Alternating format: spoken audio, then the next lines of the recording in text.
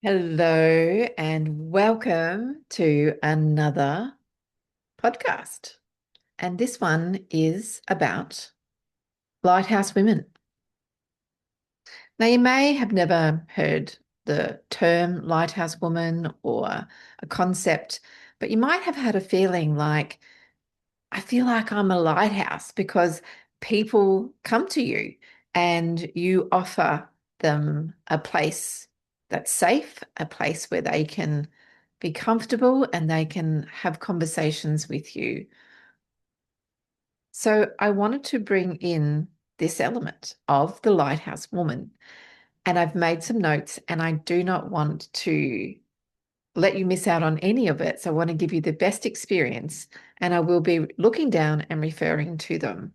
So when I say a woman is a lighthouse, I'm not complimenting her. I'm diagnosing her design.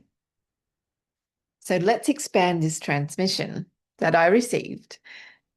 It's something psychological, energetic, and symbolic. So the lighthouse woman. Most women are taught to be boats. They adjust, they chase, they move toward, be chosen, be approved, be wanted.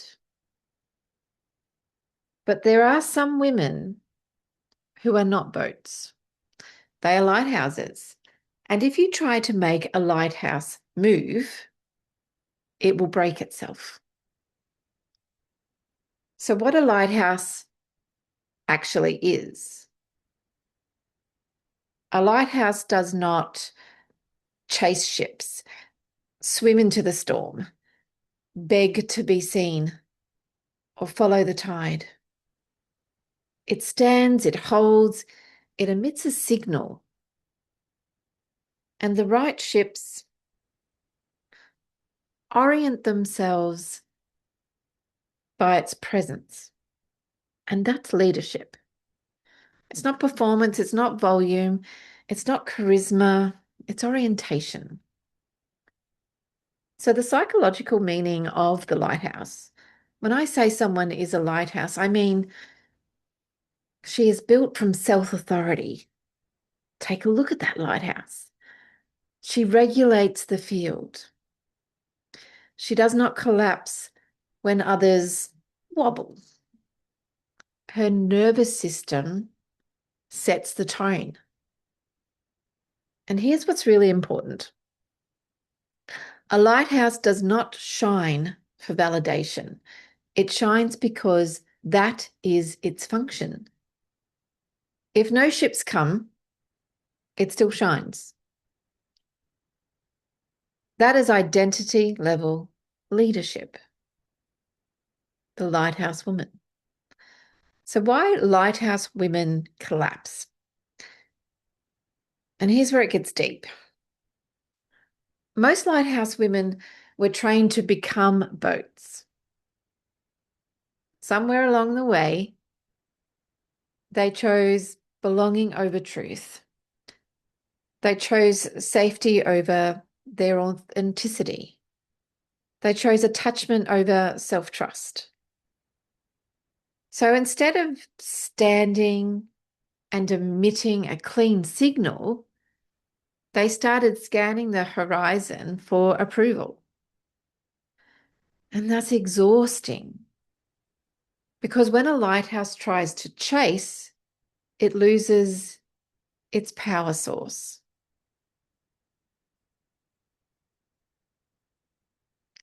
So the energetics of a lighthouse. So a lighthouse is, vertical energy, ground to sky. Regulated nervous system. There's emotional neutrality under pressure.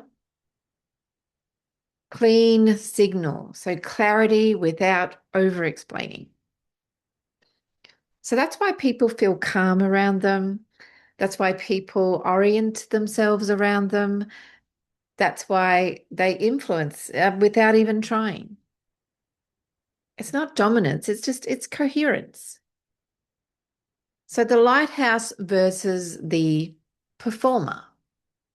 A performer says, look at me. A lighthouse says, this is where I stand. A performer adjusts to keep attention. A lighthouse adjusts to maintain integrity. And influence comes from the second. So if there's a lighthouse, if you're a lighthouse and you might work in coaching, for example,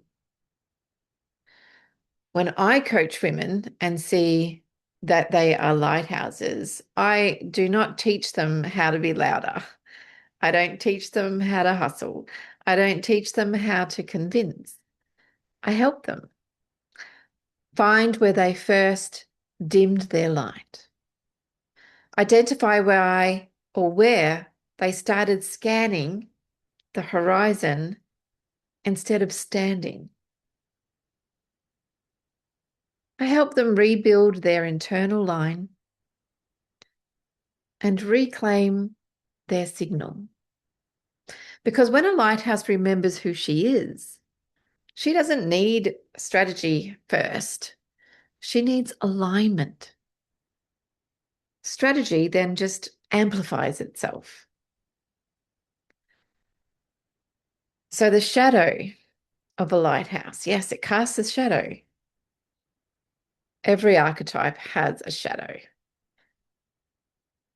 The shadow lighthouse becomes rigid instead of grounded. It withdraws instead of stand. It judges instead of signals. It withholds instead of shines. The difference is fear. True lighthouse energy is warm and steady. It's not cold and superior. So with lighthouse, people, women, and turning point. Turning point is where a lighthouse remembers. I was never meant to move toward them. I was meant to hold my ground. And the moment that she identifies where she first abandoned that stance, her body softens, her spine straightens, her voice deepens, and her signal cleans. So if you've spent your life feeling like you carry the emotional weight of rooms, being the stable one, if you spent your life being the one others come to, feeling exhausted from over adjusting, you may not be a boat. You may be a lighthouse who forgot she was built to stand. And this work of being the lighthouse, it's not about becoming brighter. It's about becoming coherent. Because when your signal is clean, the right ships don't need convincing.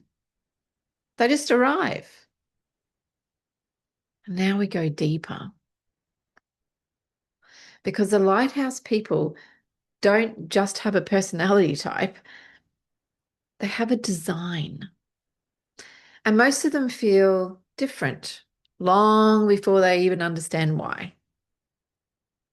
So I just want to expand this in a way that speaks to the women who have come here to listen to this. Lighthouse people didn't arrive by accident. Lighthouse women are not random. They're usually the steady one in a chaotic family, the one others came to for advice at a young age, the emotional regulator in rooms, the one who just knew things, the one who felt older than their years. They learned early how to read the weather, not because they were anxious, but because they were perceptive. They feel shifts in tone. They sense unspoken tension. They track emotional undercurrents instinctively. This is lighthouse wiring. And they were often misread. Lighthouse people are often called too serious, too intense, too deep, too sensitive, too strong, because their presence changes rooms or changes a room. And not everyone is comfortable being seen that clearly. So, what do many of them do? They dim. They soften their signal. They perform instead of stand. They scan for approval instead of holding their ground. And that's when the exhaustion begins. So, with Lighthouse Women and the first abandonment, the Lighthouse Woman and their first abandonment is often subtle. It might look like choosing to laugh when something hurt, agreeing when something felt wrong, making themselves smaller to someone else so they could feel bigger, swallowing truth just to keep the peace. It wasn't dramatic, it was just strategic. They learned if I shine fully, it disrupts. If I hold firm, I lose connection. If I speak clearly, I might be rejected. So they choose belonging, or they chose belonging, and their body remembers that moment. So, why lighthouse women feel so tired? They aren't tired because they're doing too much. They're tired because they've built to stand, but they've been trying to swim and they're not meant to. They might have been chasing validation, over explaining their value, convincing people, forcing movement. They aren't meant to emit a clean signal and allow orientation. They are meant to emit a clean signal and allow orientation. Because when they abandon that design, their nervous system goes into what's called overdrive. Overworking, overgiving, overproving. And that is just not their natural posture. And lighthouse people, they have gravity. And here's what the difference is about them. When aligned, they don't attract attention. They create orientation towards them. People don't just like them, they recalibrate around them. Their presence, it slows rooms down. It raises emotional standards. It makes dishonesty uncomfortable, and it invites truth without pressure. So that's influence at a field level. It's not charisma or hype or performance, it's coherent. And if you don't know what coherence is, it's aligned. So they often fear their own power because lighthouse presence is strong. When they fully stand, they trigger others' insecurities. They disrupt fragile dynamics. They expose where things are out of integrity. So they learn to soften themselves. And here's the paradox. When a lighthouse dims, it doesn't make people safer. It makes everyone lost. So why lighthouse women find me? They don't come for motivation. They come because they feel something steady. They sense this woman is not chasing, this woman is not performing, this woman is standing somewhere. And lighthouse people recognize other lighthouses. It's just that nervous system recognition. So the evolution of the lighthouse, there are stages. So the first stage is they're unaware that they are even a lighthouse. So a lighthouse, when they're unaware, feels different. They can feel heavy and they just don't know why. 2, there's a dimming lighthouse, the person that's over adjusting, over explaining, overperforms. And then there's the awakening lighthouse. She realized that she abandoned herself somewhere along the way. Number 4, the integrated lighthouse. She holds her internal line under pressure. And then living lighthouse. So she's no longer managing perception. She's just simply embodying her own full alignment.